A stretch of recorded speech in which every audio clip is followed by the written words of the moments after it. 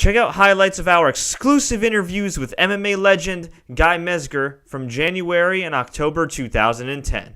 In MMA? Yes.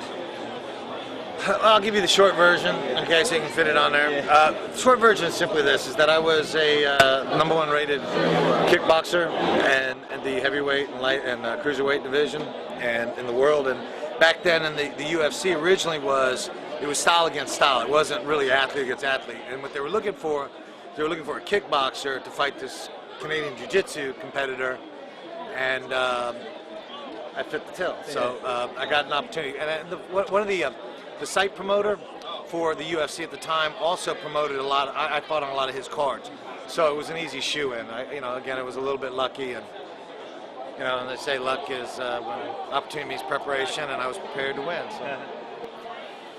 I got a few. I would think my biggest win, and I think the smartest win, was when I beat Funaki for the King of Pancrase title, just because it was one of the smartest fights I ever had, because Funaki, that was in his heyday. That was physically his best, and he was really strong. And I just out, besides beating him up really good, which was nice because he broke my arm last time we wrestled. It felt good to beat him up a little bit, but also it was just a very smart fight, and it was cool. King of Pancrase. Yes. I must ask. Pretty important question to me.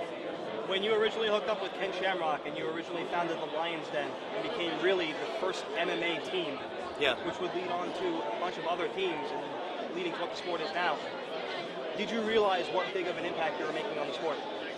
To be honest, no, I don't think anybody anticipates that.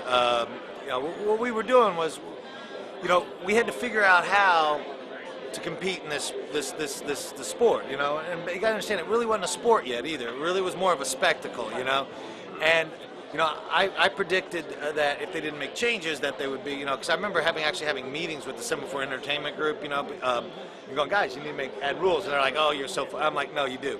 And so I figured that there would be changes eventually. Of course, that's exactly what the Extreme Fighting Championships did, with the Battle Cage, which they actually added a little bit of rules and they made it a little more sport, even though it didn't really take off. They showed the viability of that. And so I don't think I don't think anybody really realized what it was. We just got together because we had to figure a solution on how to prepare for these things. Because you got to think, how do you prepare for an incredibly new sport, an incredibly new thing? No one knew how to do it, and that's probably why people didn't get hurt so bad when there were no rules, because how do you prepare for it? No one had to do it. Today, if there was no rules, I'm pretty sure guys would be going out in body bags, but because it's a little bit different. So it's a little bit easier these days. Well, what's really happened is one, it's no longer a spectacle; it's a sport. All right, and there's rules and regulations. More respect, you think? Yes, and it allows the athletes. Well, I expect that there was a lot of respect. A lot of the guys, even though there were no rules, these guys, for the most part, did not go crazy. They didn't bend over the rules or anything. So, the nice part is that they created this new sport, and that's really the biggest impact on it. Is really it's not so much the athletes forming the teams, like that, but more of the fact that it became from a spectacle into sport. That's a bigger. That was a bigger thing, and we were actually I was very instrumental, and my crew very instrumental in trying to push that kind of stuff going. And eventually, it did. So.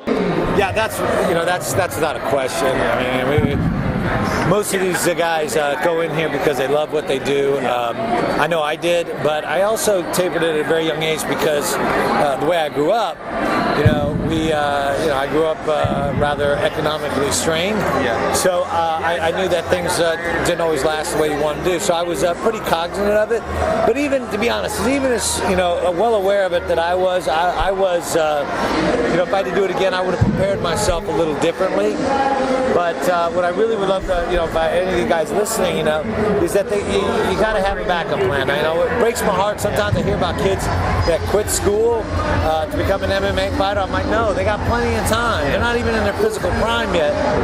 Get your college education, get the opportunity to do stuff. I felt at times trapped in my business. As a fighter. I love doing it, but there were times I'd want to take a break, but where was I going to get paid? Exactly. And so I would say that it needs to be. Guys need to be looking out for their future on all levels. And as they're MMA fighters, max out your brand as an athlete. Figure out how to make the most of being an MMA athlete. I mean, everything, because there's a lot of money made in this without having to get punched in the face for it too. Sponsorships, and you know, Mr. Miller here, who's coming here and signing autographs for us, and being a big celebrity, things like that. I mean, you know, he needs to, work towards that. These are things that these guys need to look forward to doing.